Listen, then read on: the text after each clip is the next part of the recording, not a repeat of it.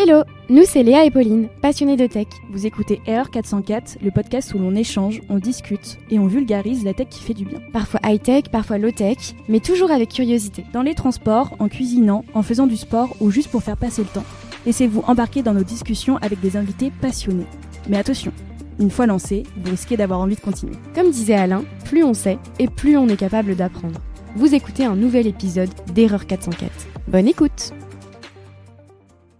En 2026, les femmes entrepreneurs continuent de tracer leur chemin dans ces secteurs traditionnellement dominés par les hommes, comme les filières scientifiques et techniques. Pourtant, malgré une progression constante, leur représentation reste inégale. En France, seulement 29% de la chaîne entrepreneuriale est féminine. Les baromètres récents soulignent que 56% des femmes entrepreneurs choisissent cette voie pour donner du sens à leur vie professionnelle, mais elles rencontrent encore des freins majeurs, accès limité au financement, accompagnement moins fréquent et persistance de préjugés de genre. Dans le secteur tech, une étudiante sur 3 se dit découragée par ces biais et les femmes fondatrices de start-up restent rares dans les classements comme le Next 40. Parallèlement, la contraception masculine connaît une évolution historique. Longtemps limitée aux préservatifs et à la vasectomie, elle s'ouvre aujourd'hui à des innovations prometteuses. Gel contraceptif en essai clinique, pilules non hormonales et méthodes thermiques ou ciblant la mobilité des spermatozoïdes. Ces avancées répondent à une demande sociétale croissante pour une répartition plus équitable des responsabilités contraceptives. Pourtant, des freins persistent. Manque de financement dans la recherche, réticence culturelle, la vasectomie reste perçue comme une atteinte à la virilité pour certains, et un militantisme masculin encore timide. En 2025, seulement 0,5% des hommes français y ont recours. Et les méthodes masculines peinent à se démocratiser, malgré un intérêt grandissant des hommes pour contrôler leur fertilité. Ces deux dynamiques, l'entrepreneuriat féminin dans la tech et l'innovation en contraception masculine, illustrent des enjeux majeurs. Briser les tabous, rééquilibrer les responsabilités et innover pour une société plus équitable. Je m'appelle Léa, je suis doctorante en physico-chimie à l'ESPCI. J'ai cofondé le podcast Erreur 404 avec Pauline depuis bientôt 1 an. Effectivement, ça fait bientôt 1 an. Donc moi, c'est Pauline, ingénieure en numérique, diplômée de l'ISEP. Et je suis effectivement cofondatrice du podcast avec Léa. Aujourd'hui, on accueille Éléonore et Julie. Merci infiniment de vous joindre à nous sur cet épisode. On est très heureuse de vous accueillir sur le podcast. Et est-ce que vous pourriez commencer par vous présenter ? Oui, bonjour. Moi, c'est Éléonore. Et avec Julie, on a cofondé Cobalt Contraception en 2023 pour répondre à un enjeu de société qui est l'inégalité contraceptive dans les couples. Donc bonjour, moi c'est Julie. Et merci beaucoup de nous avoir accueillis aujourd'hui pour discuter de ces sujets importants. Merci beaucoup de venir et d'avoir accepté cette invitation. On a 2 questions qui sont un petit peu traditionnelles dans ce podcast. Qu'est-ce qui vous passionne dans la tech ? Et deuxième petite question, quelle innovation technologique vous voudriez voir arriver ou au contraire, pas du tout ? Alors, ce qui nous passionne dans la tech, d'abord ? Yes. Donc on a toutes les deux un parcours ingénieur, on a fait prépa physique-chimie, puis on s'est rencontrés en école d'ingénieur, on s'est rencontrés en école d'ingénieur et c'est vrai qu'on a tout de suite connecté sur des sujets, ce qu'on aime c'est la tech au service de l'innovation sociale et notamment sur les questions qui nous passionnent comme le féminisme, comme les avancées sur ce sujet. Après, on s'est toutes les deux aussi spécialisées dans la santé. C'est un sujet, moi, qui me passionne aussi énormément de savoir comment le corps fonctionne, comment, via des dispositifs médicaux ou des médicaments, on peut modifier le fonctionnement de tout ça. Et donc, les medtech, particulièrement les biotech, ça nous intéresse. Enfin, je pense, parler pour nous deux, ça nous intéresse beaucoup.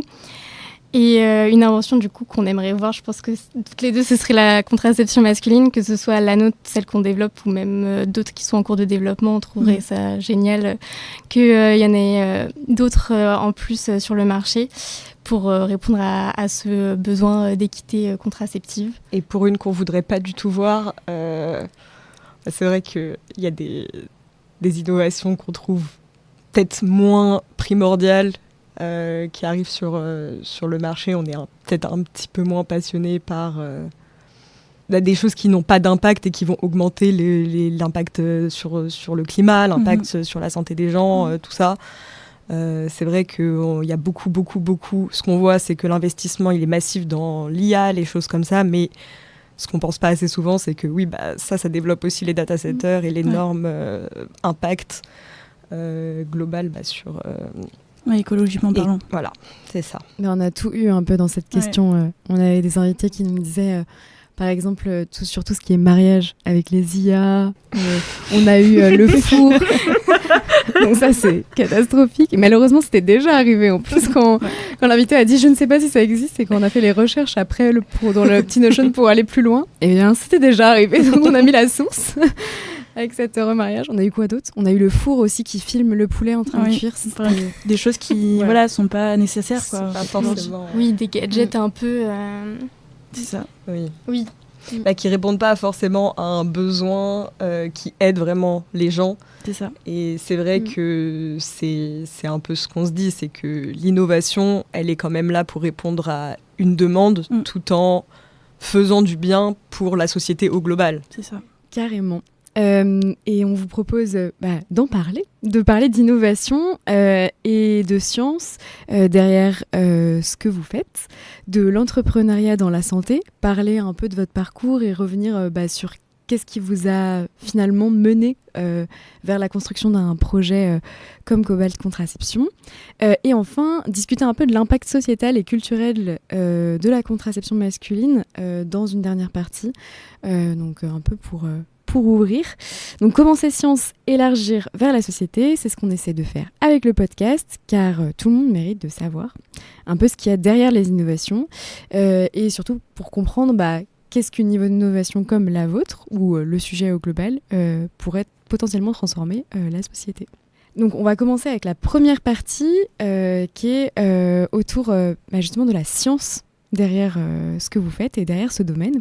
Alors, en tant que fondatrice, vous avez sûrement l'habitude de pitcher votre innovation. Donc, on s'est dit que vous étiez des pros.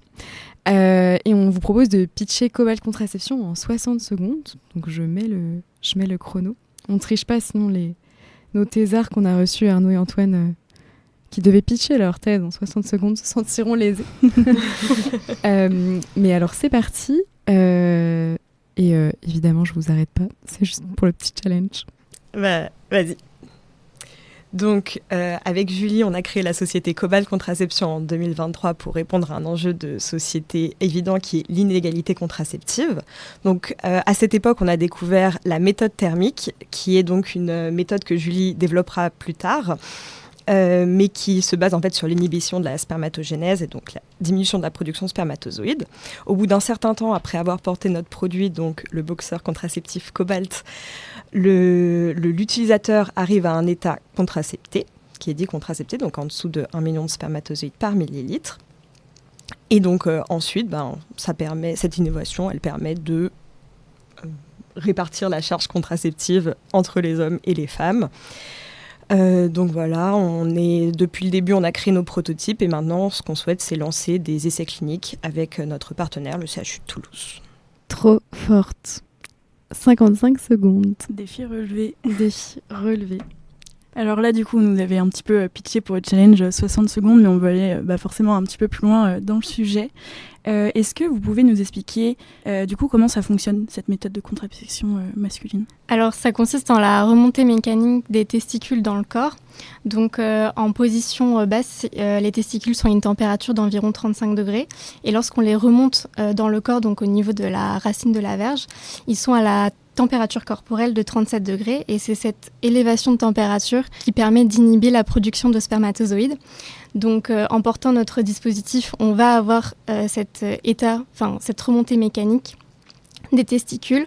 Et donc, au bout d'un certain temps, on arrive à une diminution assez suffisante de la concentration en spermatozoïdes pour être sous le seuil contraceptif qui a été défini par l'OMS à 1 million de spermatozoïdes par millilitre.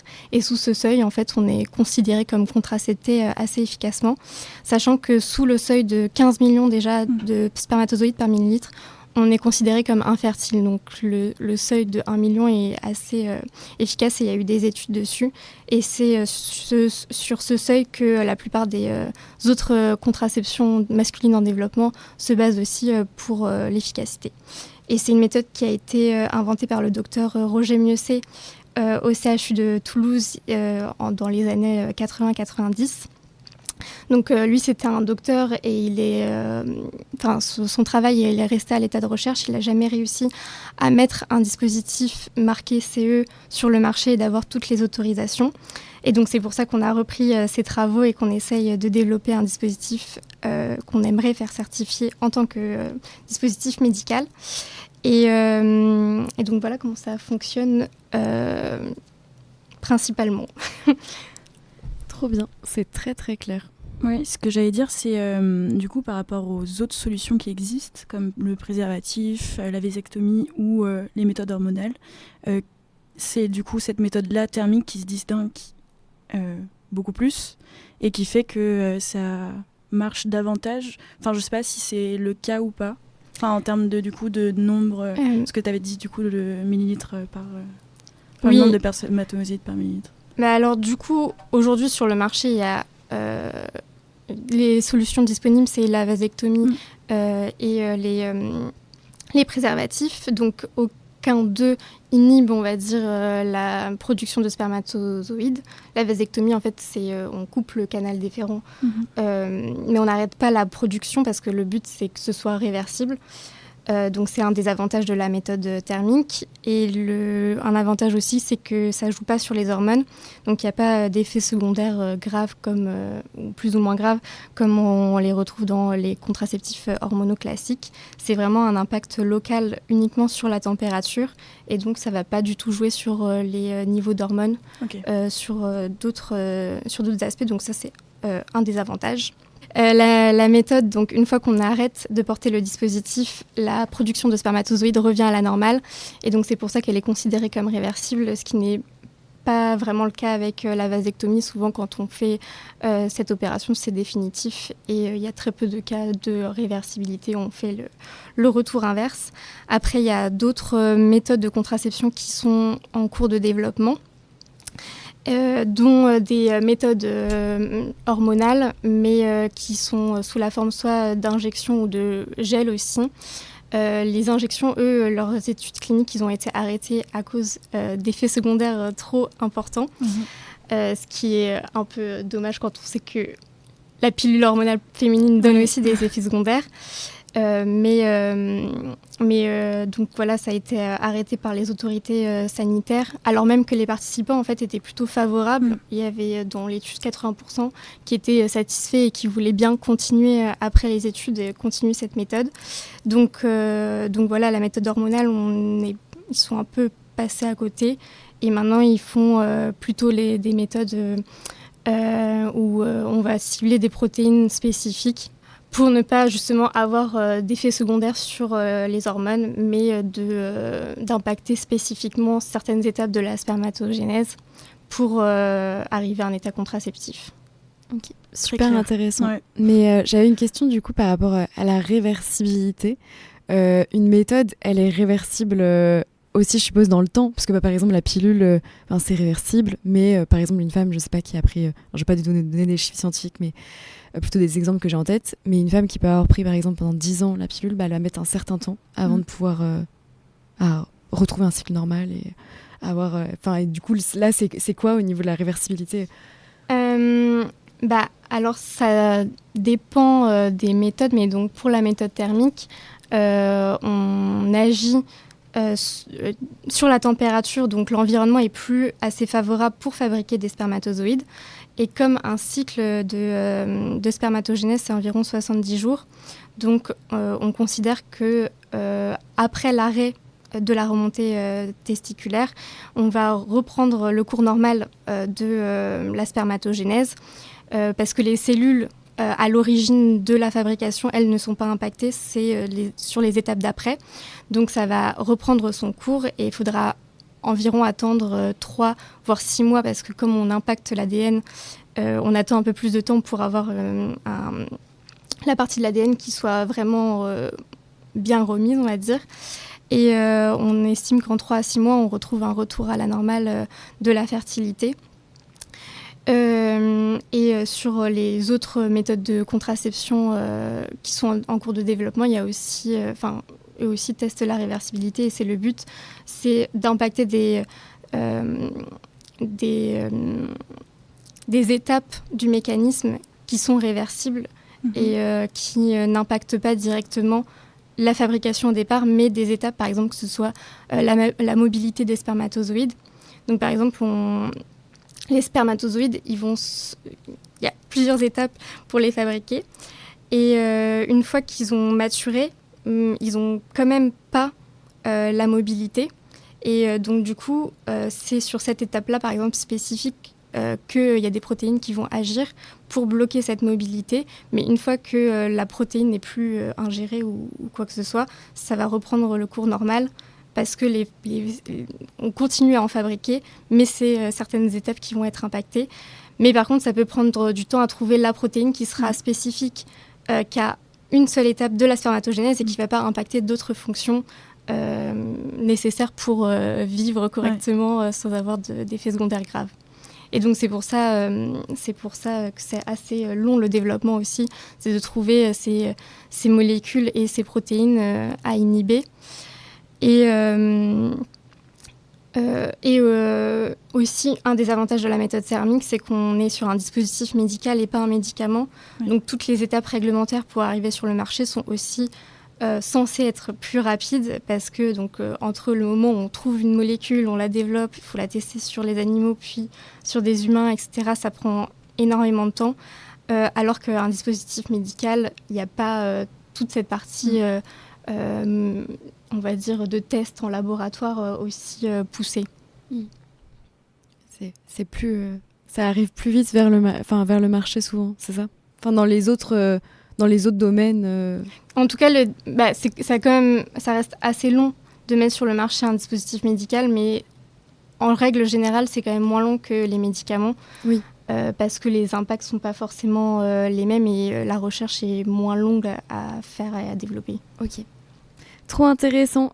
Justement, quel rôle la recherche joue au sein de votre start-up? Donc, il y a les travaux du docteur qui travaille au CHU de Toulouse, c'est ça? Oui, qui travaille au CHU de Toulouse, dont vous avez repris. Donc, je suppose que c'est très basé sur ces recherches-là. Mais comment elle se positionne un peu votre innovation au sein de l'écosystème de l'entrepreneuriat de la tech? Est-ce que c'est une spin-off? Donc, ce qu'on avait vu dans l'épisode avec Kim, justement, sur la santé des femmes. Donc, est-ce que c'est... c'est-à-dire, je traduis pour nos auditeurs et auditrices, une innovation qui a été découverte en laboratoire et qui est ensuite portée directement avec toujours maintenant des collaborations avec le laboratoire. Et justement, quel est le rôle, en fait, des chercheurs qui, éventuellement, vous entourent? Est-ce que vous êtes entouré par des chercheurs et chercheuses? Voilà. Alors, nous, on n'est pas une spin-off d'un laboratoire directement. On a créé le projet de notre côté quand on était en école d'ingénieur. On a eu cette idée de développer donc un dispositif pour la contraception thermique et en faisant nos recherches, donc on est tombé sur les recherches du docteur Mieuxet qui a fait lui des études sur des humains, mais des études assez avec une petite cohorte de patients, donc pas suffisante pour mettre quelque chose sur le marché, mais ça nous a beaucoup aidé à connaître la méthode et à structurer cette partie clinique. Mais on est allé voir donc le CHU de Toulouse, là où a été inventée cette méthode. Le docteur Roger Mieuxet, lui, il est parti à la retraite, mais on travaille donc avec l'andrologue, donc l'équivalent du gynécologue, mais pour les hommes, qui a repris les patients du docteur Roger Mieuxet, donc François Isus.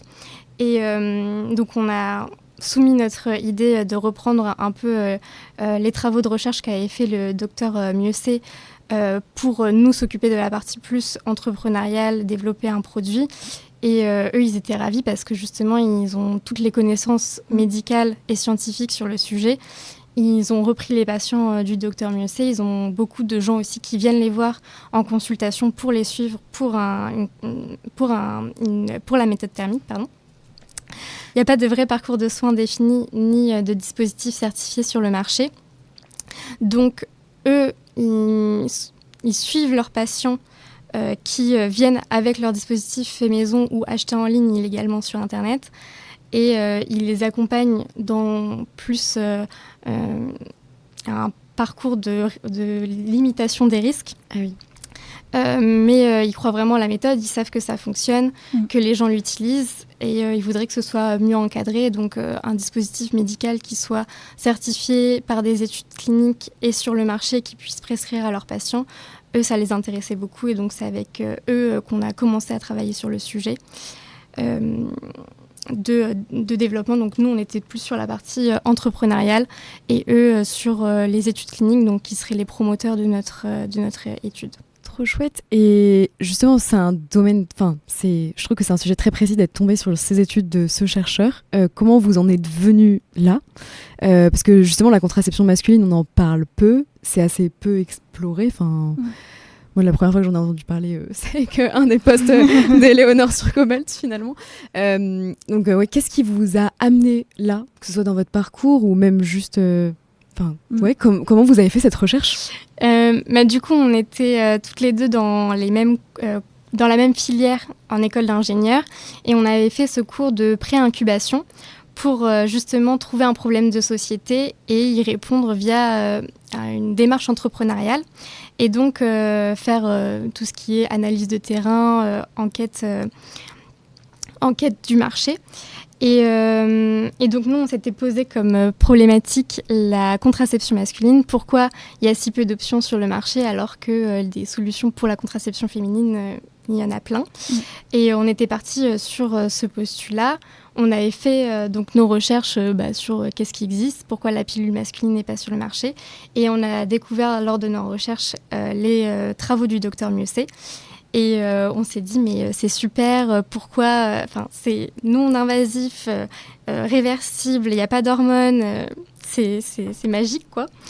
Et donc, du coup, on s'est dit, pourquoi il n'y a pas de dispositif disponible sur le marché qu'on puisse acheter en pharmacie, prescrire par notre docteur.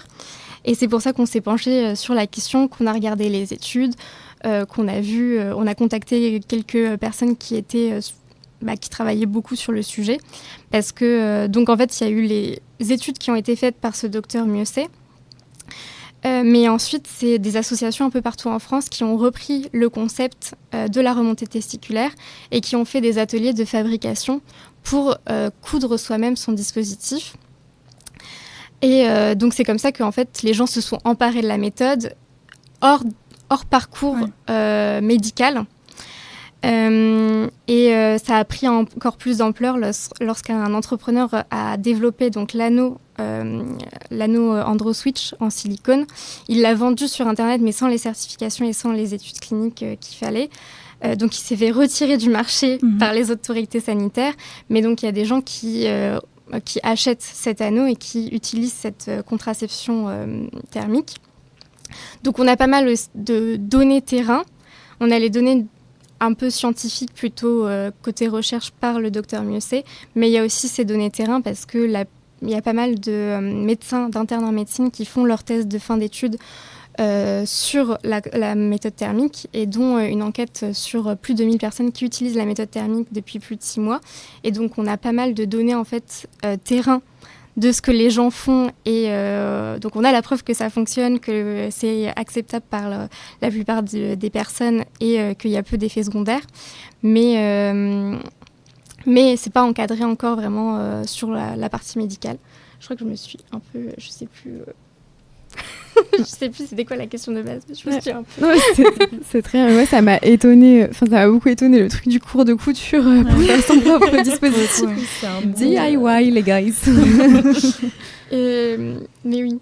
Mais oui, du coup, on était parti de cette problématique-là. On avait pris ce thème-là pour le cours de pré-incubation. Et on a fait cette découverte de la méthode thermique et c'est pour ça qu'on a fait après notre enquête de terrain, notre analyse du marché sur ce sujet-là.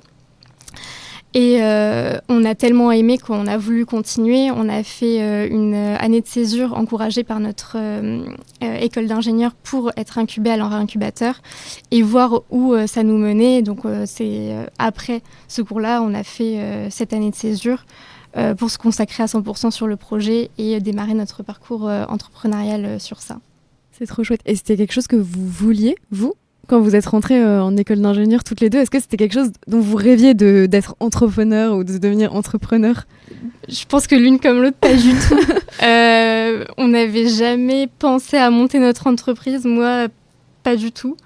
Le monde de la start-up, on ne connaissait pas non plus comment ça se passait, comment on crée une entreprise, tout ça. C'est vraiment le sujet qui nous a portés. Et parce que ça nous a tellement passionnés, et c'était super.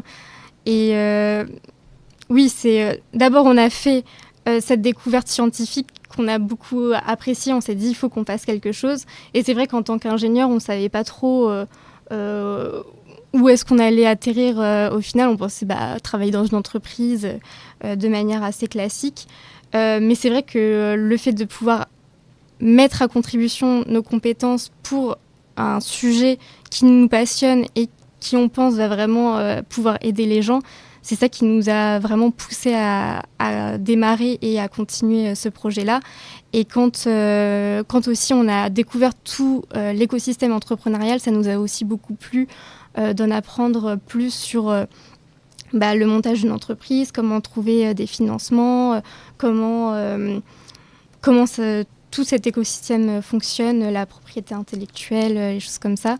Mais c'est vraiment le sujet qui nous a poussés, plus que l'envie d'entreprendre dans quoi que ce soit. Et justement, si on revient un petit peu plus sur le sujet, notamment quels ont été vos défis du coup scientifiques. Ça, on sait que du coup c'est la partie plutôt du médecin qui est au CHU, du docteur qui est au CHU, mais peut-être aussi vos défis techniques, parce que se dire typiquement il y a un anneau du coup qui est fait sur ça. Quel était du coup vos défis de se dire ok ça va être un boxeur qui va être contraceptif, etc. Enfin votre produit.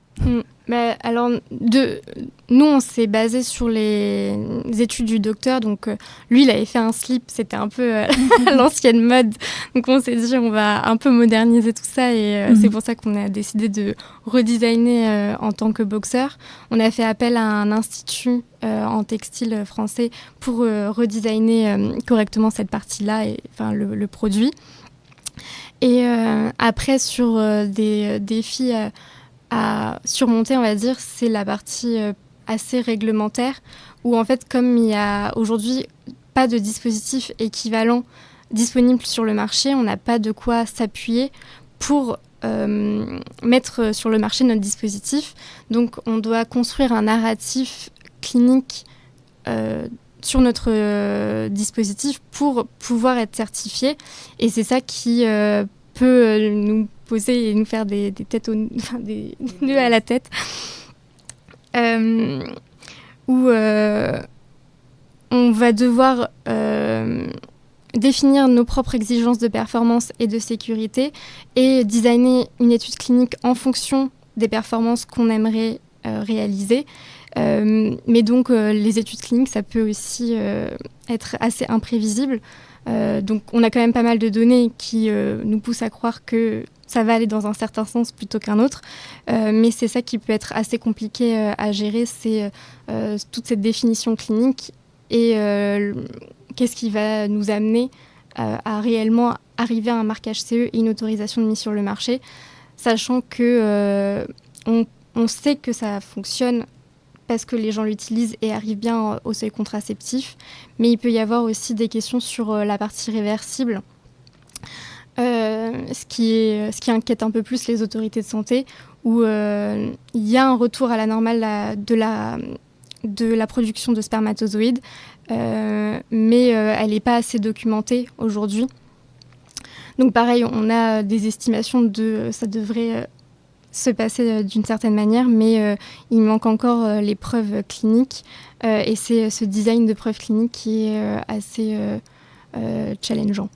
Trop bien. Et justement, c'est par rapport à ces défis scientifiques ou techniques, tout ce que tu disais par rapport à la certification au niveau de la santé, en fait, le gars qui a fait l'anneau, il n'avait pas vu venir ça, en fait, ou... Je pense qu'il s'est quand même un peu renseigné juridiquement avant de lancer son produit, parce que en Europe, en tout cas, on n'a pas le droit de mettre sur le marché un dispositif qui a des bénéfices médicaux sans avoir fait la démonstration qu'il avait bien ces bénéfices. Donc, normalement, on n'est pas censé dire ce produit est contraceptif si on n'a pas fait les études associées. Okay. C'est ce qu'il a fait.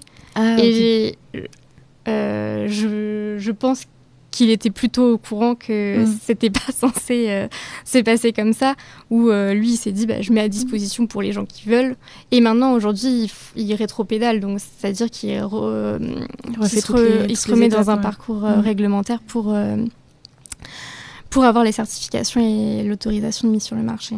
Ok, j'avais pas compris, je croyais qu'il avait mis l'anneau, mais pas forcément en disant que c'était contraceptif et que les gens s'étaient dit c'est super, pas d'infos.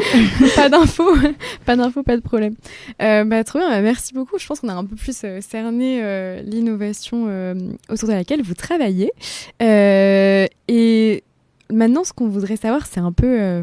c'est quoi les défis de lancer une start-up dans la santé et un peu des questions sur l'entrepreneuriat en général. Et vous, ça a été quoi vos plus gros défis en tant que femme entrepreneur dans le secteur de la santé, et même je préciserais sur de la santé qui s'intéresse aux hommes. Est-ce que vous avez rencontré justement des résistances ou des préjugés et est-ce que votre parcours il vous a aidé à affronter cette aventure? Oui, alors déjà, comme on l'a dit, on vient toutes les deux de prépa, PCSI, école d'ingénieurs, donc qui sont déjà des mondes très masculins, où on se retrouve déjà confronté à ce manque, on va dire, de représentation, de gens qui comprennent ce vécu-là, d'être une femme dans la science, dans la tech. Donc, on était préparés, oui et non. Est-ce qu'on est vraiment préparé à ça, ou on le subit depuis longtemps. Et c'est vrai que c'est le monde de l'entrepreneuriat, on va dire qu'il est aussi très masculin, mais d'une manière différente. C'est surtout dans l'approche au financement, l'approche au... Donc, j'ai un petit chiffre. C'est seulement 2% des levées de fonds dépassant 50 millions d'euros qui concernent des entreprises dirigées par des femmes. Et oui, globalement, seuls 11% des levées de fonds en capital risque qui sont dirigées vers des entreprises fondées par des femmes. Donc c'est vraiment très peu. Et c'est 30% aussi de femmes entrepreneurs, il me semble. Bon, bref. Pas beaucoup de représentation et pas beaucoup de compréhension de la part des financeurs, des décideurs qui parfois voient même pas le problème qu'ils ont un langage créé pour eux, par eux. Ils ont des codes. Ce boys club, il est très réel dans le monde de la finance, dans le monde de l'investissement. Peut-être un petit peu, ce qui est aussi un peu différent dans le monde de la science, où il faut ramer, il faut faire ses preuves, mais bon, au moins, au final, quand on a réussi à prouver, même s'il faut prouver 3 fois plus que tu comprends ça, que t'es doué dans ton domaine, au moins, au bout d'un moment, ça passe. Là, dans le monde de la finance, parfois, c'est toujours un peu il y a beaucoup d'apparence, beaucoup de bluff. Et c'est vrai que ça, en venant d'un monde scientifique et en étant des femmes qui n'ont pas forcément ce langage, c'est un double défi, on va dire. Voilà, donc en plus, on arrive et on leur parle d'un sujet qui est la contraception masculine et qui est un sujet qui va les toucher personnellement. Alors qu'on les attaque pas personnellement en leur parlant de contraception masculine, mais c'est vrai que c'est un sujet qui est intime et qui est très pris à cœur directement, et donc il y a un peu ce rejet immédiat. Et donc c'est pour ça que nous, notre stratégie, c'est vrai que c'est un peu de planter les petites graines, et souvent le sujet fait son bonhomme de chemin dans la tête des gens, et plus tard il y a un peu ce retour à la rationalité, on va dire. Mais la première réaction est très émotionnelle quand on parle de ce sujet-là. Et justement, pour rebondir, donc on a parlé, c'est quelque chose qui est difficile du coup, des financements de levée de fonds.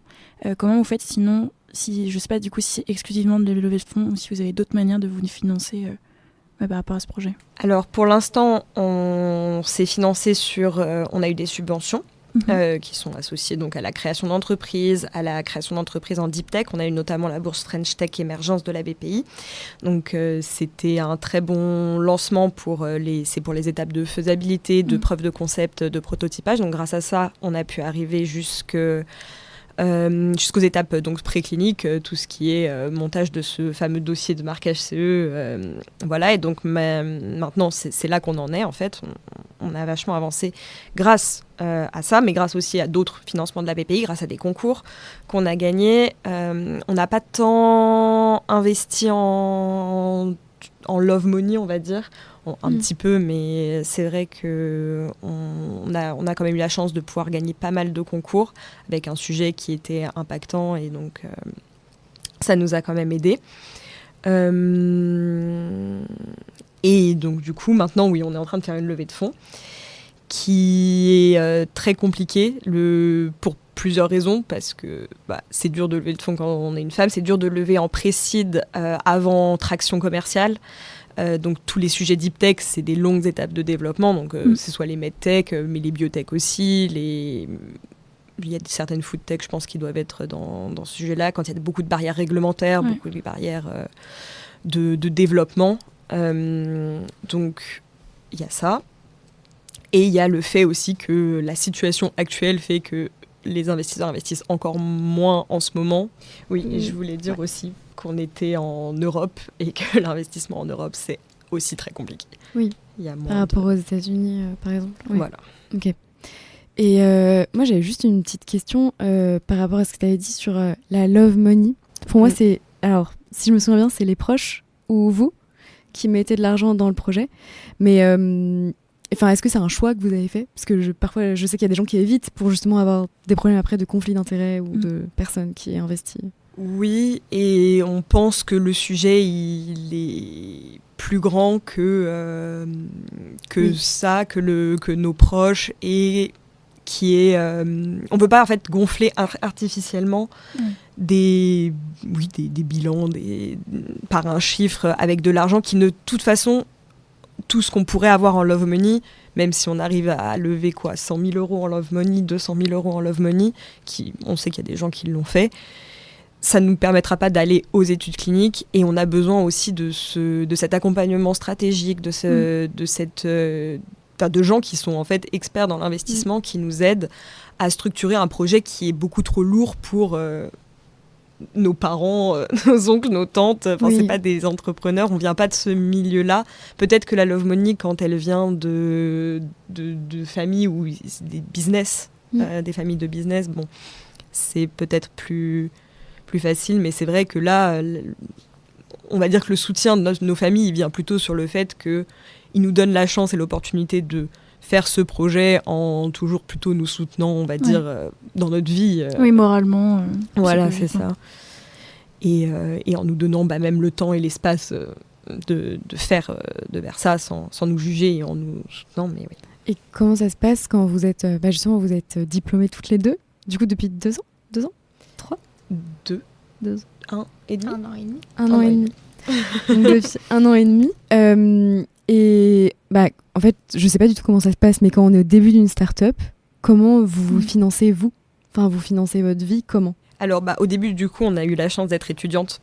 Donc, c'est vrai que c'était quand même un avantage d'avoir ce terrain d'expérimentation sécurisé. Donc, on avait, pendant nos études, et on était très soutenus par notre école. On a pris une année de césure. On a été pré-incubés à IMT Atlantique. Et ensuite, on s'est financé sur nos premières subventions et on a été très bien accompagnés aussi par le dispositif Pépite, les étudiants entrepreneurs. Et voilà. Et on a gagné le Grand Prix Pépite aussi cette année-là.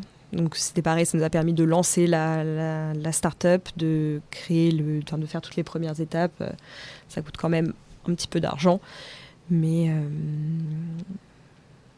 Ok, trop bien. Et j'avais une dernière question par rapport à ce que vous aviez dit sur les études cliniques. Qu'est-ce qui vous bloque pour y aller ? Moi, je sais pas du tout. J'ai aucune idée en fait de comment ça se passe, de s'il faut une certaine somme d'argent ou au contraire. Oui. Ah, il faut. Oui, c'est. Ah, c'est vrai ? Ok, j'aurais jamais pensé. En fait, pour les études cliniques, il nous faut une assez grosse somme d'argent qu'on essaye de faire financer par des investisseurs privés.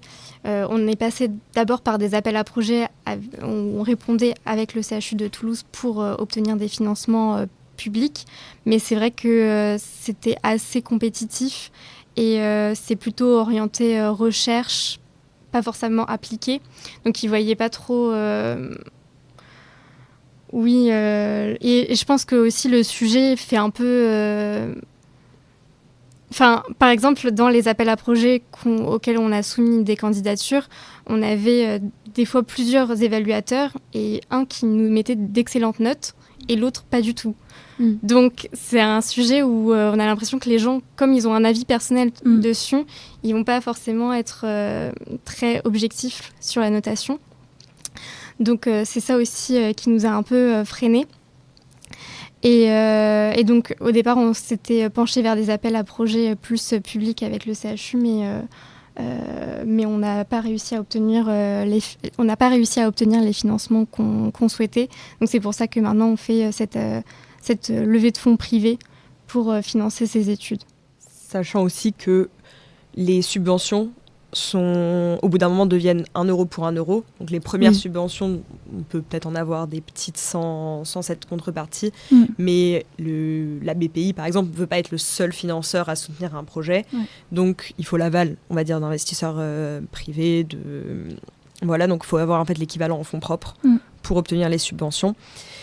Et c'est ça aussi, c'est pour ça qu'on est arrivé un peu au bout de nos subventions possibles à l'heure actuelle et donc qu'on fait cette levée de fonds pour peut-être aussi espérer recandidater à des subventions pour financer cet essai clinique. Voilà. Et c'est vrai ce que tu dis sur le fait que les jurys sont très clivés en général. C'est soit ils adorent le projet, c'est incroyable, c'est la meilleure invention du monde, soit c'est oh là là, mais de quoi on parle, mais faut pas faire gagner ça. Et c'est vraiment, il n'y a pas de juste milieu, c'est toujours très émotionnel. Oui. Bah, souvent on nous dit il y a eu beaucoup de débats dans le jury. Donc c'est un sujet un peu clivant parfois. C'est bien, ça ouvre la discussion sur des sujets un peu tabous. Et justement, vous, l'évolution de la contraception masculine dans les 10 prochaines années, quel rôle vous souhaiteriez que Cobalt y joue ? Alors nous, ce qu'on aimerait, c'est que dans 10 ans, tout le monde ait le choix de sa contraception et qu'il n'y ait pas... alors, on ne souhaite pas être le monopole de la contraception, loin de là, mais plutôt que tous les couples aient l'accès et le choix à toutes les informations nécessaires pour, en pleine conscience, se dire « je veux cette contraception ou cette contraception ». Puisque à l'heure actuelle, en fait, il n'y a pas vraiment le choix, il est artificiel. Enfin, il n'y a que des gens très très motivés qui peuvent se tourner vers la contraception thermique. Ce qu'on espère, c'est que oui, ce soit accessible sur le marché, juste tout court, mais aussi financièrement, que l'information soit accessible et que tout le monde puisse se dire dans son couple, qu'est-ce que tu veux ? Est-ce que pour toi, une pilule, c'est quelque chose qui te va ? Ou, ah non, en fait, peut-être ça, c'est mieux pour nous. Et qu'il y ait tout, mais qu'il y ait aussi les autres contraceptions masculines en développement. Il y a des choses super qui se développent. Il y a des stériles pour hommes qui sont en développement. Il y a des pilules non hormonales. Il y a le Vasagel, c'est notre préféré.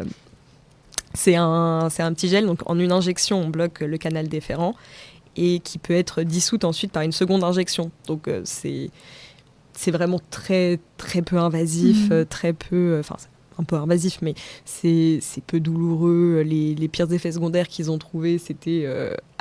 parfois, ça fait petite cicatrice à l'endroit, ou un petit bouton pendant un mois qui disparaît en un mois.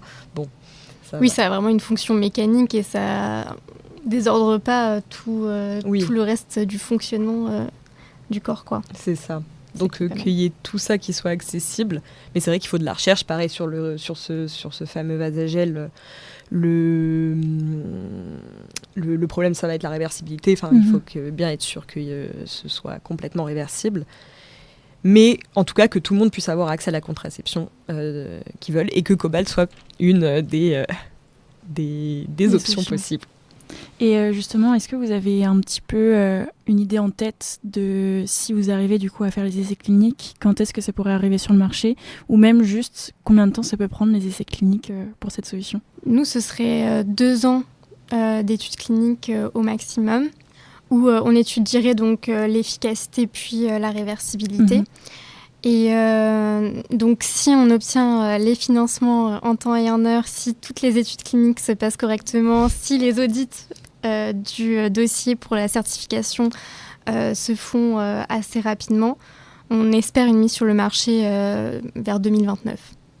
Encore une fois, dans le scénario où il n'y a pas de problème, tout est bien, oui. Et une des choses qui fait que les essais cliniques sont si chers aussi, comme tu demandais, c'est aussi le fait que ce soit des longues essais cliniques. Il y a des tests qui sont associés et il y a du temps des docteurs qui vont suivre les patients. C'est beaucoup d'analyse et de l'indemnisation patient, donc c'est beaucoup... C'est pour ça que c'est cher. Mais je pense que vous aurez démotivé du coup, comme c'est pas très dangereux. Enfin, on en parlera après sur l'impact un peu sociétal et culturel, sur le blocage des gens utilisés au quotidien. Mais du moins, si c'est indemnisé, c'est pas très dangereux par rapport à certaines études cliniques où globalement, on prend un médicament et on ne sait pas. Oui, alors c'est vrai que, comme toujours, on touche à la virilité des hommes. Donc il y aura des motivés, il y en aura des moins motivés. Mais c'est vrai que les hommes qui sont en recherche de cette contraception sont plutôt très motivés. Et oui, c'est quand même une solution qui, au final, n'est pas très contraignante. En fait, c'est ce qu'on remarque, nous, des utilisateurs qui utilisent donc, soit des dispositifs non certifiés ou qui se font eux-mêmes leurs dispositifs ou qui achètent l'anneau, c'est que c'est plus de peur que de mal. Donc, ils se font toute une idée de oh mon Dieu, ça va être horrible, ça va faire mal, je vais pas m'y habituer, tout ça. Et en fait, au final, pour les gens qui ont utilisé plus de 6 mois, c'est 98% de satisfaction, de gens satisfaits ou très satisfaits de cette méthode, contre seulement 48% qui étaient satisfaits de leur méthode précédente, donc utilisation de la pilule, du stérilet, tout ça, dans leur couple. Ce qui montre quand même que on s'habitue facilement à cette méthode. C'est peut-être pas pour tout le monde, donc c'est vrai que là, c'est quand même échantillonné sur les gens qui l'ont utilisé plus de 6 mois. Mais une fois que le cap est passé, en fait, ça s'oublie l'usage du dispositif. Donc, au final, on arrive sur des méthodes, où les gens, après avoir fait ce premier pas qu'est-ce que c'est que ça ? C'est en fait une très bonne méthode et les gens s'y habituent. Et aussi, il y a l'avantage qu'il y a très peu d'effets secondaires. Ça, c'est un assez gros avantage parce que, par exemple, dans le monde clinique du médicament et dispositif médical, tout se joue sur cette balance de bénéfices et de risques. Et les bénéfices sont censés être plus forts que les risques encourus par les personnes. Et un des problèmes, en tout cas, qui a lieu avec la contraception masculine, c'est que comme les patients sont sains et que, entre guillemets, ils prennent des risques, même le plus petit risque est trop élevé par rapport aux bénéfices, vu que, entre guillemets, il n'est pas un bénéfice direct.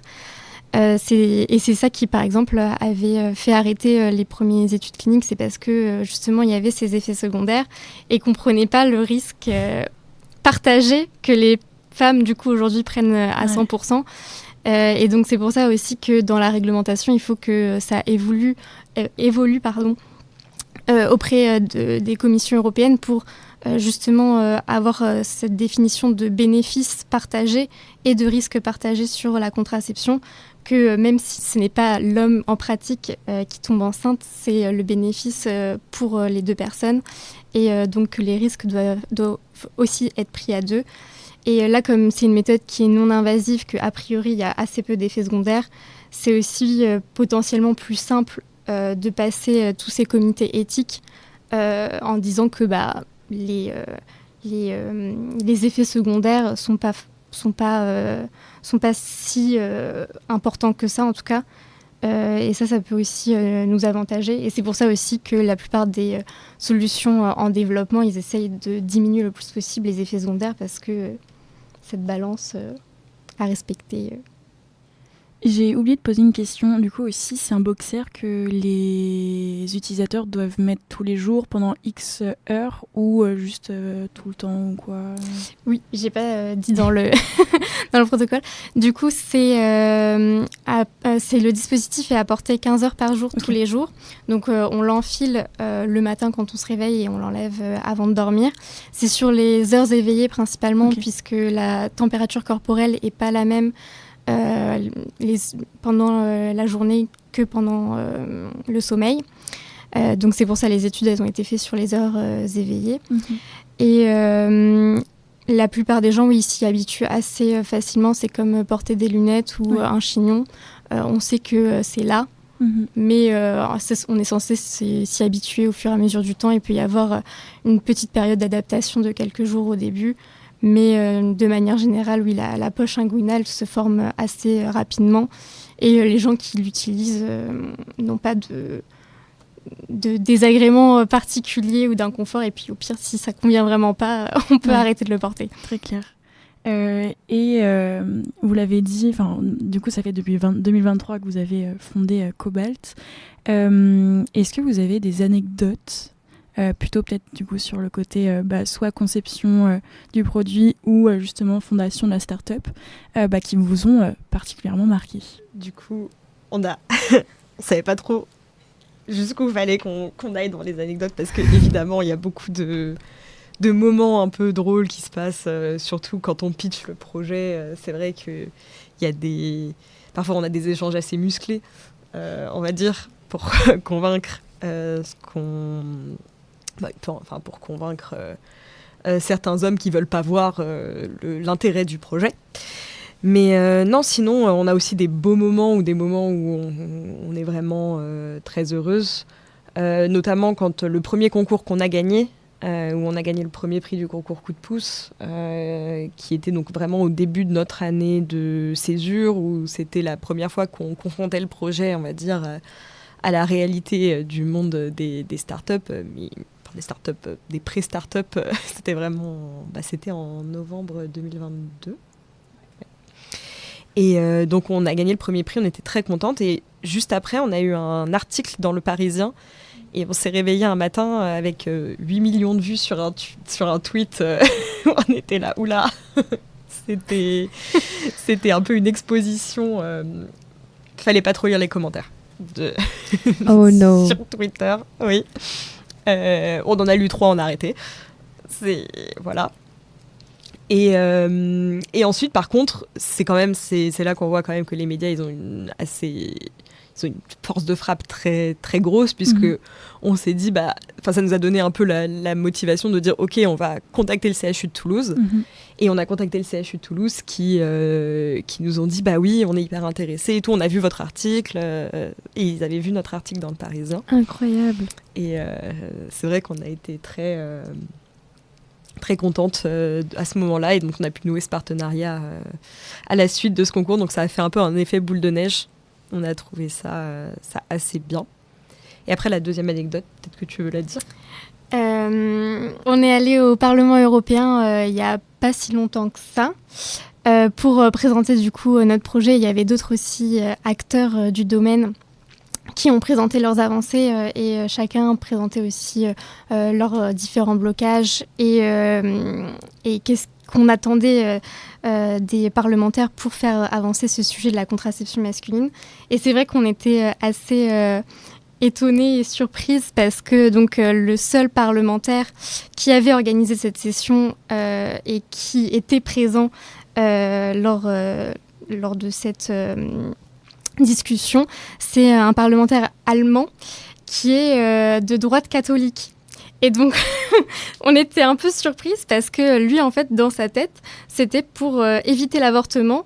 La contraception masculine est une solution qu'il faut absolument mettre sur le marché. Et donc, ça, c'était ses motivations. Et par contre, les autres parlementaires vont penser plutôt de gauche, pas forcément catholique. Et eux n'étaient pas présents. Et donc, ça, c'était une anecdote un peu drôle où on n'avait pas... C'était un peu... Oui. Oui, ce qui se passe au niveau politique est pas du tout... Enfin, c'est parfois très éloigné de ce qu'on imagine et des relations de pouvoir, on va dire, entre les partis sont pas forcément ce qu'on croit. Et la manière aussi dont les échanges se déroulent et c'est très stratégique, on va dire. Et alors que nous, on pensait, oui, vraiment, comme a dit Julie, qu'on allait arriver et que ça allait être les partis de gauche qui allaient être là et qui allaient nous soutenir, oui. Oui. Oui, parce qu'on se dit, surtout dans la manière dont vous le présentez, c'est surtout pour une action féministe en fait. Ce que vous faites, votre projet est féministe, je trouve. Enfin, je sais pas si vous êtes d'accord avec ça, mais de répartir la charge. Oui, mais après, dans ce que lui il disait, c'était que pour lui, ça n'avait pas, entre guillemets, de partie cette problématique, parce que la contraception masculine, entre guillemets, concerne tous les couples, n'importe quelle partie soit-il. C'était un enjeu majeur. Pour lui, du coup, avait ce biais-là de l'avortement. C'était un peu quand même compliqué.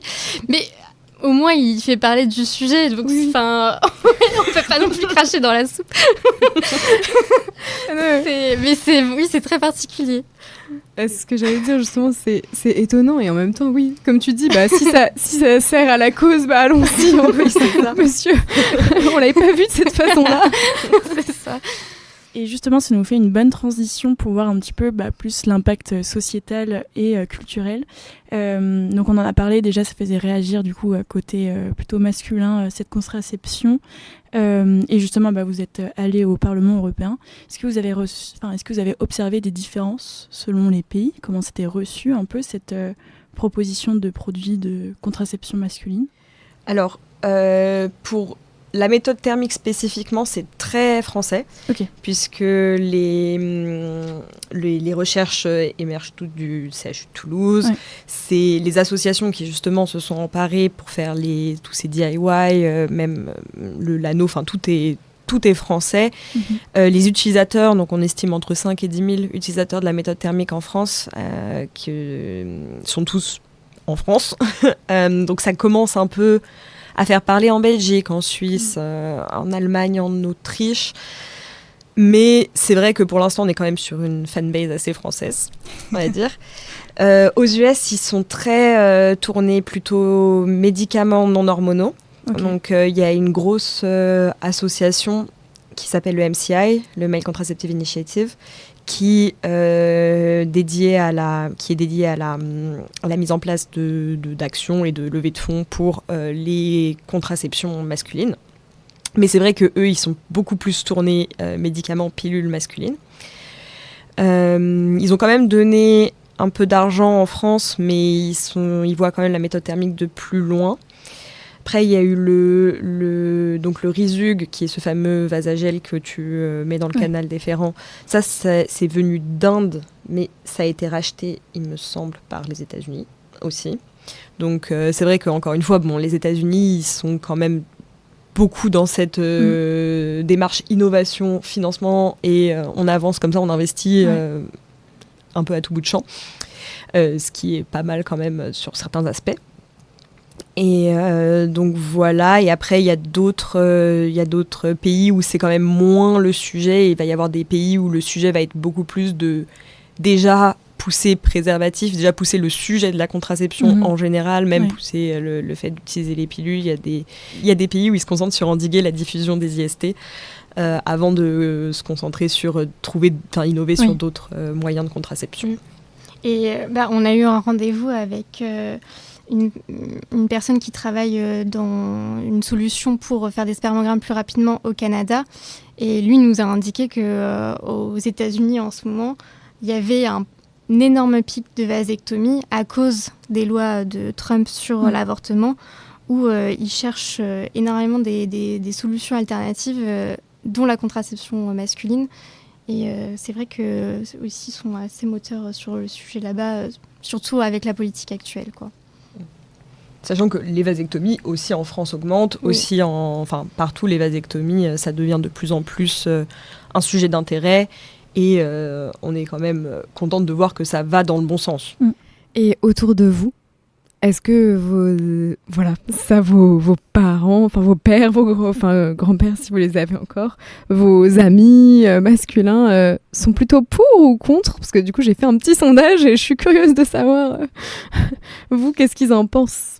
Alors c'est toujours c'est ce qu'on disait, c'est au premier abord, on imagine que les réponses sont plutôt contre, ou moi je porterai jamais ça, moi je bon d'accord.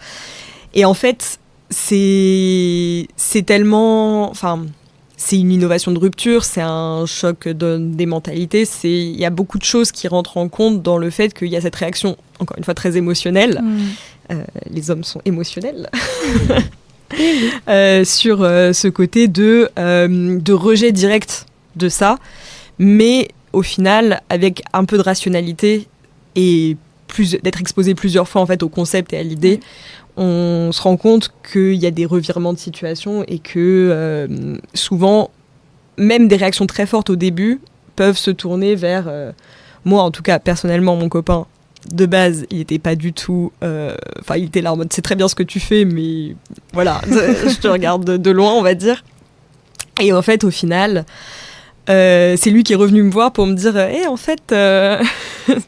ce serait pas mal d'essayer. Et enfin voilà, donc plein de... Ce qu'on a aussi, c'est beaucoup de gens qui nous contactent pour nous dire on est dans une impasse contraceptive et est-ce que vous pouvez... comment on peut acheter votre produit Et donc c'est ça en fait, si tu t'es jamais posé la question, ça te fait un peu un choc mental, mais une fois que tu y réfléchis, en fait, une solution qui est non invasive, non hormonale, t'as juste à porter un sous-vêtement, c'est quand même, on peut facilement voir les bénéfices par rapport à des méthodes qui donnent le cancer. Je pense que c'est peut-être aussi parfois une mauvaise connaissance. Du coup, quand j'ai posé les questions autour de moi, c'est mauvaise connaissance, je pense, aussi historique. De pas se rendre compte en fait de ce que la personne, ce que les femmes prennent en fait aussi. Je pense mauvaise connaissance autour de ça. Mais ouais, je suis d'accord sur l'émotion parce que j'ai posé ça à des potes en bio qui m'ont dit mais ça va pas. Et j'étais mais en fait la honte les gars, vous êtes en études de bio, vous savez ce qu'on fout dans les, plutôt biopharma du coup, mais vous savez ce qu'on met en fait dans ce genre de médicaments. Donc là, c'est quand même pas du tout la même chose. Mais oui, souvent c'est les hommes qui sont confrontés au problème parce qu'ils sont en couple depuis un certain temps et que leur compagne a des problèmes avec leur contraception actuelle, que c'est là qu'ils commencent à se poser la question, pas forcément avant. Donc, mais après, j'ai l'impression que, en tout cas je suis assez optimiste, je sais pas, mais que en tout cas dans les jeunes générations, il y a quand même un changement des mentalités où justement ils réfléchissent beaucoup plus à ces questions qu'avant et ils sont plus ouverts sur ces sujets-là. Et je trouve même, parfois, ce que j'ai regardé un peu en préparant l'épisode, qui étaient les opposants un peu à ce type de... Surtout avec le montant des courants masculins, etc. Et en fait, dans les trucs qu'ils disent, mais en fait... Ils sont presque d'accord, quoi. Ça peut être des clients parce que ils disent, par exemple, mais non, mais on peut pas contrôler. Nous, les hommes, on n'a pas la chance, on peut pas contrôler notre contraception. Et j'étais, mais je vais leur transférer votre site internet, mais commandez, messieurs. Oui, des fois, il y a le fameux raisonnement « comme ça, elle ne me fera pas un bébé dans le dos ». Bon, en général, les bébés dans le dos... Ça n'arrive pas. C'est ça. Vraiment. Mais c'est vrai que, en tout cas, des gens qui utilisent la méthode, on avait eu le témoignage des gens des associations qui utilisent cette méthode. Et c'est vrai que eux, leur vision du coup de la virilité et de la paternité a beaucoup changé, dans le sens où ils se disent maintenant c'est moi qui prends en charge ma contraception, je fais le choix parce que je ne veux pas d'enfants de utiliser cette méthode, et le jour où je voudrais des enfants, j'arrêterai ma contraception et ce sera vraiment une décision consciente de la personne. Et donc du coup la paternité aussi n'a pas forcément la même... la personne n'aura pas forcément la même vision sur sa paternité quand il aura fait le choix d'arrêter sa contraception pour avoir un enfant. Et ça, on trouvait ça aussi hyper cool, cette vision-là de la chose, un peu plus que comme ça, on va faire des bébés dans le dos. Ah ouais, non, ça c'est terrible. Mais c'est vrai que du coup on dit, quand j'ai vu des extraits comme ça de ce type qui dit tout le temps, de ce type de personne, qui dit des énormes idées comme ça, en fait tu te dis mais en fait s'il va vraiment jusqu'au bout du raisonnement, c'est un futur client, quoi. Mais ouais. Et justement, pour briser ces tabous, comment vous comptez du coup communiquer autour de ça, de ce produit-là qui peut faire peur au début pour les hommes? On pense que l'éducation est très importante et le partage d'informations sur ce sujet. Donc on pense que oui, faire des campagnes dans les établissements scolaires, que ce soit à partir du collège jusqu'au lycée, voire après le bac, ce serait vraiment très pertinent. On a fait quelques interventions et on sait que dans les associations aussi, ils font parfois des interventions sur le sujet. Donc il faudrait avoir encore plus de financement pour cette partie-là. Il y a aussi les réseaux sociaux où on sait qu'aujourd'hui, la plupart des gens qui utilisent la méthode, ils se sont renseignés d'abord sur les réseaux. Donc ça joue vraiment un impact assez important. On n'est pas les meilleurs en communication vu qu'on est d'école d'ingénieurs à l'origine, mais c'est dans notre planning de financement de faire cette campagne de communication via les réseaux sociaux. Mais on aimerait aussi passer par le domaine médical parce que c'est vrai qu'aujourd'hui, le parcours classique, c'est donc la femme qui va voir le gynécologue, qui va lui prescrire la pilule. Donc que ce soit passer par les gynécologues pour justement aussi parler de la contraception masculine, ça pourrait être très intéressant. Les médecins généralistes aussi pendant les rendez-vous médicaux annuels. Les andrologues, c'est un peu plus spécialisé et souvent les hommes ne vont pas voir régulièrement des andrologues, donc ce serait plutôt les gynécologues, les médecins généralistes, les plannings familiaux aussi, les maternités, pour par exemple la mise en place d'une contraception après l'arrivée d'un enfant aussi, ça peut être intéressant. Donc ce serait passé par ce corps médical, ces établissements scolaires et aussi donc les associations qui sont déjà assez ancrées dans les différentes villes françaises et qui font ce travail aussi d'information, d'ateliers de discussion sur le sujet qui sont très importants. Et quels conseils vous donneriez à des entrepreneurs qui souhaitent innover dans des domaines qui sont peu explorés ou tabous? Alors, on a essayé de réunir les conseils parce que c'est vrai que beaucoup de gens donnent plein de conseils dans tous les sens. Et je pense qu'il faut prendre les conseils aussi qui te parlent à toi et qui vraiment correspondent à ta personnalité et qui s'appliquent à tes défauts que tu connais. On nous a dit, c'est pas un sprint, c'est un marathon. Donc ça, dès le début, de savoir que ça va mettre du temps et qu'il faut s'accrocher, qu'il y a des hauts et des bas. Et parfois, les bas, c'est quand même c'est assez dur. Quand ça fait quelques mois que tu cherches un financement, que tu l'as pas, c'est vrai que voilà, faut s'accrocher. Mais faut pas non plus se griller tout de suite à vouloir partir comme ça, bille en tête et en fait, cramer des opportunités, cramer des étapes qui sont très importantes pour structurer des projets comme ça qui sont lourds, qui sont gros et qui dépassent seulement, qui dépassent même presque ta personne au final.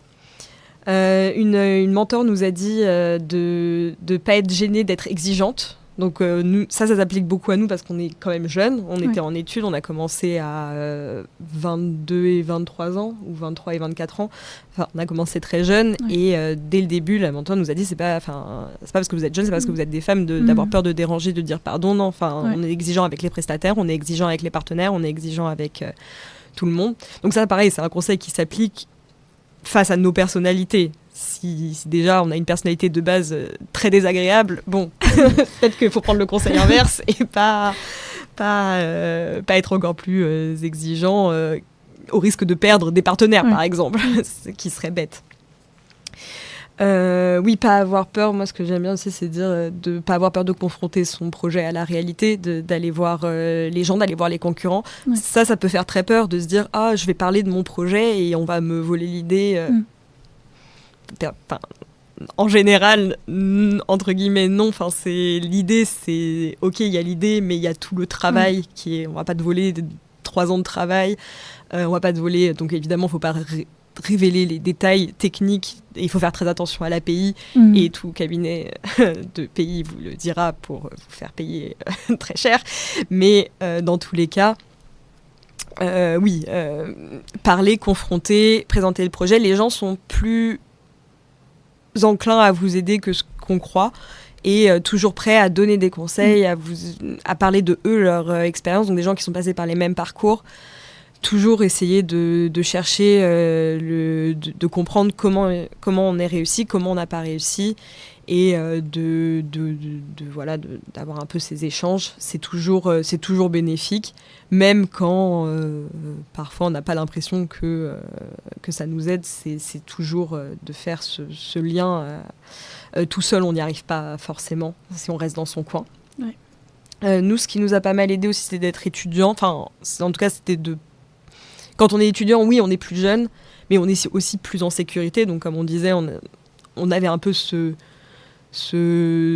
filet, on va dire. Donc, oui, c'est vrai qu'il fallait travailler pour nos études en même temps que de travailler pour la start-up.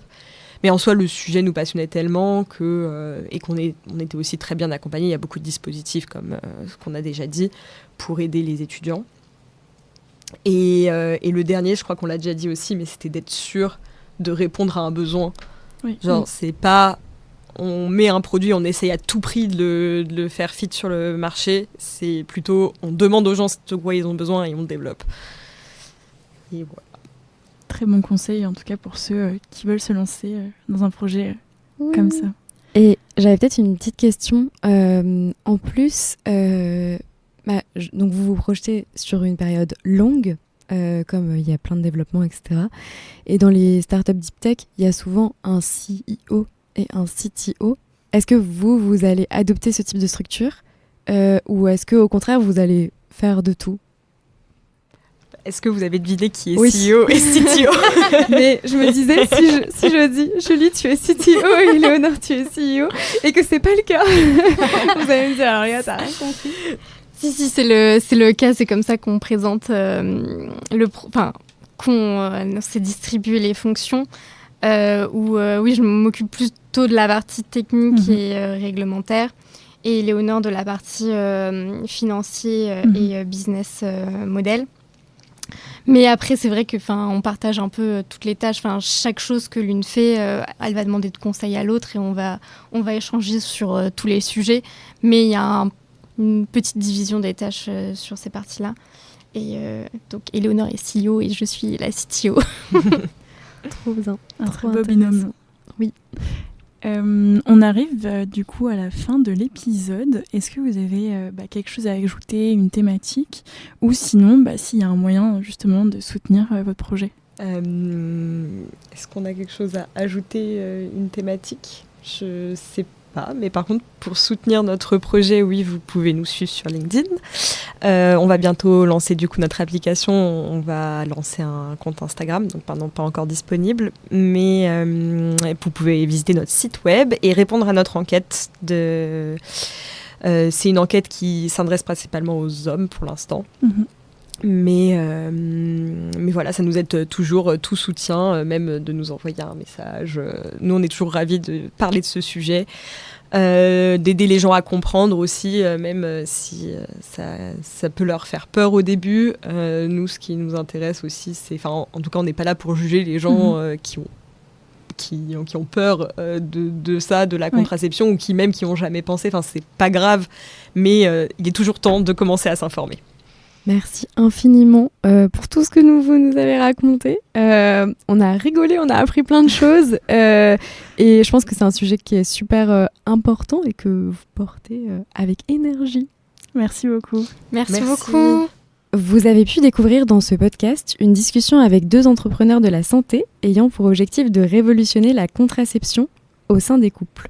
N'hésitez pas à consulter notre page de ressources pour prolonger votre apprentissage et à faire partager le podcast à votre entourage qui se pose également des questions, comme nous. C'est déjà la fin de cet épisode d'Erreur 404. On espère que cela vous a plu et que vous avez appris quelque chose d'utile ou d'inspirant. Si c'est le cas, n'hésitez pas à nous le dire en laissant un commentaire, en mettant 5 étoiles sur les différentes plateformes d'écoute et en partageant autour de vous. Pour prolonger la discussion, vous pouvez également nous retrouver sur Instagram, TikTok ou LinkedIn sous le nom Erreur 404 Podcast. On se retrouve bientôt pour un nouvel épisode. D'ici là, restez curieux et curieuses et souvenez-vous, plus on sait et plus on est capable d'apprendre. À bientôt sur Erreur 404.